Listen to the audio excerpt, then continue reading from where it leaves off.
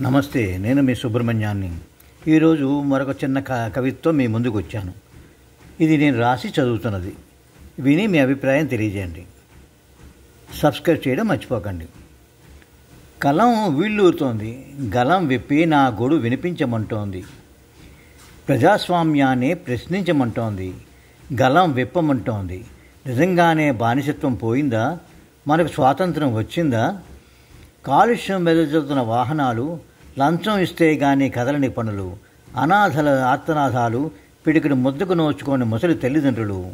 కలం వీళ్ళూరుతోంది, గలం విప్పిన గోడు వినిపించమంటోంది.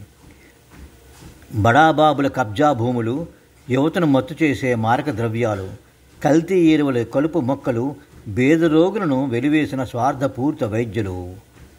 కలం ఉవ్విళ్ళుతోంది, గలం విప్పిన గోడు వినిపించమంటోంది. ఇది కర్మభూమి అనాలా, లేదు మన కర్మ అనాలా? తవ్విన కొద్దీ తరగని కథలు, తప్పటడుగుల్లో తప్పుడు బతుకులు.